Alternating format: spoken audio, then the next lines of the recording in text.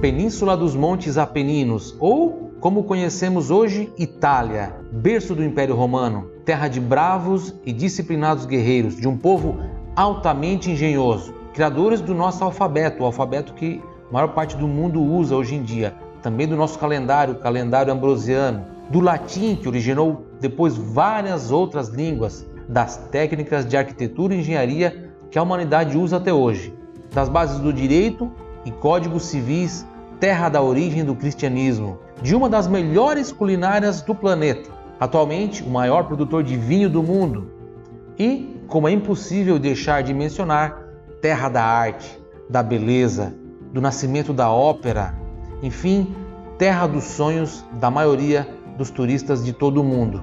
E a lista poderia continuar ainda mais. Na Itália nasceu o sorvete, os gênios Galileu Galilei, Leonardo da Vinci, Michelangelo, Giuseppe Verdi, o escritor e poeta Dante Alighieri, os queijos parmesão, mussarela e gorgonzola, os navegadores Cristóvão Colombo e Américo Vespúcio, o lendário herói Giuseppe Garibaldi.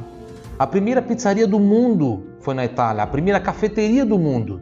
A Ferrari, a Lamborghini, as grifes Armani, Versace, Prada e Valentino. O compositor, músico e sacerdote católico Antônio Lúcio. Você conhece o Antônio Lúcio? E se eu te contar o nome completo dele, será que você vai saber quem é? Pois bem, amigos, ninguém menos que Antônio Lúcio Vivaldi. Sim, aquele lá das 4 estações de Vivaldi. Tudo isso que eu te mostrei até agora é só para te dar uma ideia geral do que a Itália é e o que ela representa. É claro que se a gente fosse falar tudo, essa aula levaria o dia inteiro.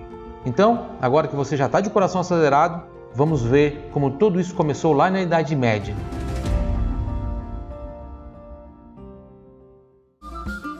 Como tudo começou, ou quase tudo começou.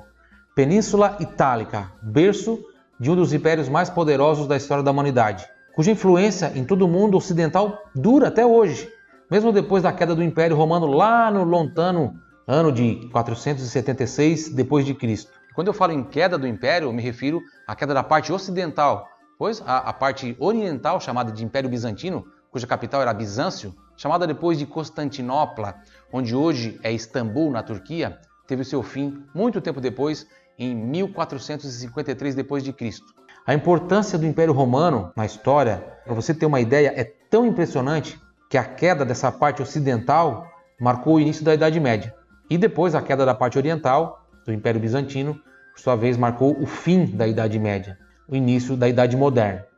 Mas o que havia antes do Império Romano? Você já se fez essa pergunta? Você coloca essa pergunta lá no Google e ele te traz várias páginas que falam apenas do início do Império Romano para frente. Mas então vamos lá, eu vou te falar agora e matar a sua curiosidade. Antes do Império Romano existiam na região várias tribos e algumas cidades também, como a própria Roma, fundada em 753 a.C., e várias cidades e estados gregas. Indo ainda mais um pouco no tempo, vamos lá para 2000 anos antes de Cristo. Algumas tribos começaram a descer da Europa Central, outras vieram da Grécia, pelo sul, e outras vieram de Cartago, na África. Assim a Itália da Antiguidade ela foi se desenvolvendo, os celtas vindo do norte, os etruscos ali na região central, onde hoje é a Toscana, a parte do Lácio e da Úmbria também, os úmbros, romanos e samnitas no centro, os messápios e apúlios, italiotas, gregos e cartagineses no sul, além dos sardos na ilha da Sardenha. Dentre esses grupos todos que eu falei, os etruscos chamam muito a nossa atenção, que por ter uma língua não pertencente à família das línguas indo-europeia, tem a sua origem desconhecida, mesmo apesar de existirem aí algumas teorias, mas nada comprovado. Os povos itálicos antigos são aqueles que falavam línguas itálicas, uma família de línguas pertencente à família indo-europeia. Portanto, os etruscos não são considerados itálicos, mas eles estavam lá no centro da Península Itálica desde a Idade do Bronze e por muito tempo ocuparam grande parte da Itália. Infelizmente, a escrita que era usada por eles até hoje nunca foi totalmente decifrada, e é por isso que nós temos poucas informações sobre eles, na verdade. Mas sabemos que eram marinheiros muito habilidosos, desenvolveram técnicas de utilização do bronze, do ferro, do ouro, também da prata, formaram uma incrível rede de cidades-estado e até mantinham comércio, inclusive com os fenícios, com os cartagineses. Só não tinham aí um bom relacionamento com as colônias gregas, né, as cidades-estados gregas que tinham ali no sul da Itália. No século 8 a.C., a Etrúria estava no seu auge, era muito civilizada e governada por uma aristocracia, sendo assim a primeira sociedade urbana da Itália e, junto com os gregos, uma das primeiras da Europa. No seu território, que era muito grande, seu vasto território, os etruscos tinham várias cidades, eram 12 cidades, nos mesmos moldes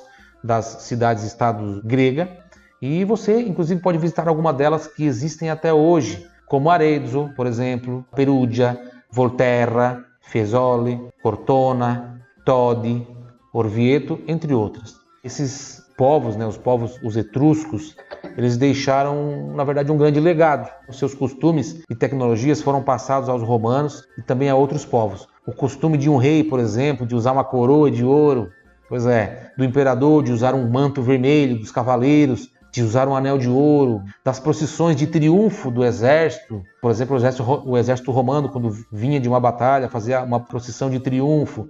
Tudo isso veio da cultura etrusca. E, além disso, os romanos aprenderam, por exemplo, a organizar o exército em centúrias, que era, na verdade, o comandante de uma centúria, que eram as divisões de uma legião. Cada legião romana tinha até 60 centúrias. Cada centúria tinha entre 80 e 100 soldados, que eram chamados de legionários. As lutas entre gladiadores também foi herança da cultura etrusca. Foram os etruscos também que ensinaram aos gauleses as técnicas de fundição e introduziram no território, onde hoje é a França, o conhecimento de técnicas agrícolas, de fabricação de vinho também. Foram eles que ensinaram muito aos romanos sobre arquitetura e arte.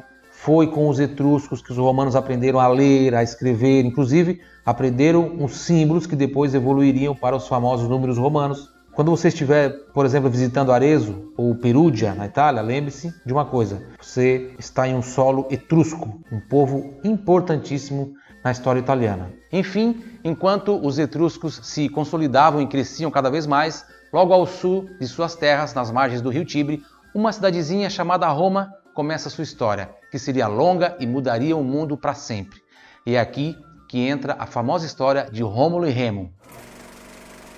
De acordo com a lenda, relatada em diversas obras literárias romanas, Enéas, que era príncipe troiano, filho de Vênus, ou Afrodite na mitologia grega, e ele fugiu da cidade de Troia, depois da queda de Troia, chegou ali na região que é o Lácio, onde viviam os latinos, já tinha os povos latinos, eram chamados de latinos, justamente porque falavam línguas itálicas, e fundou a cidade de Lavínio. Mais tarde, o seu filho Ascânio fundou a cidade de Alba Longa.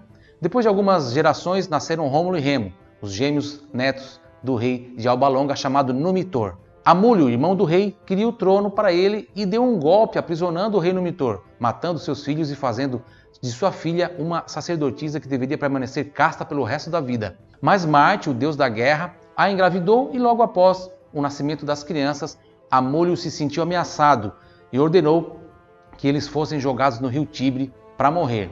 Os gêmeos, protegidos pelos deuses, foram levados pela correnteza até o pé do Monte Palatino, onde ficariam atolados na margem do rio.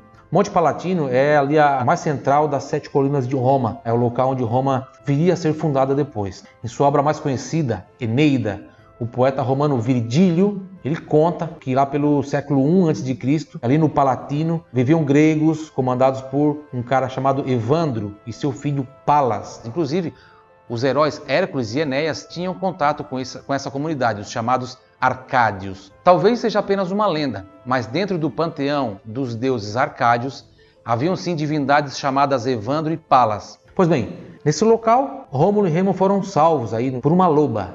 Essa loba amamentou eles até que eles fossem encontrados depois por um pastor chamado Faustulo, que era empregado do rei Amúlio, né? O rei Amúlio foi aquele que deu o golpe lá, tirou o rei Numitor. E levou elas para casa, para sua esposa Acalaurência, e eles criaram então Rômulo e Remo. E é exatamente por isso que na sua viagem à Itália, você vai ver tantas estátuas como essa que você está vendo, a loba e os gêmeos. A chamada Lupa Capitolina é o nome dessa estátua. A original se encontra no acervo dos Museus Capitolinos, na Piazza del Campidoglio, em Roma. Mas você vai ver que existem diversas outras espalhadas pela Itália e também pelo mundo. Sim, fora da Itália nós podemos encontrar esse ícone da história de Roma em países como a Romênia, Moldávia, na França, nos Estados Unidos, na Austrália, na Espanha, no Brasil, na Argentina, até no Japão. Existe também uma teoria que diz que a própria Aca Laurência seria a loba, ou seja, seu apelido era loba, porque ela teria sido uma prostituta, uma cortesã. Quando você visitar a cidade de Pompeia, lá na Itália, você vai ver que em locais onde eram os bordéis, havia a inscrição lupanare, que vem justamente de lupa, ou seja, loba em italiano. Então as prostitutas tinham esse apelido de lobas. Ela própria teria encontrado os meninos na beira do rio, a Aca Laurência. Se você for visitar Siena, por exemplo, na Toscana, você vai encontrar uma linda escultura da Aca Laurência no Museu de Santa Maria della Scala. A obra foi feita por ninguém menos que o precursor de Michelangelo, Jacopo della Quercia, o mais famoso escultor de Siena durante o Renascimento. Enfim, depois que os gêmeos cresceram, começaram a defender os pastores da região e se tornaram uma espécie de Robin Hood da antiguidade, até que um dia Remo foi preso durante um assalto a uma caravana e levado para Alba Longa. Foi então que Faustulo contou a Rômulo toda a verdade sobre a origem deles.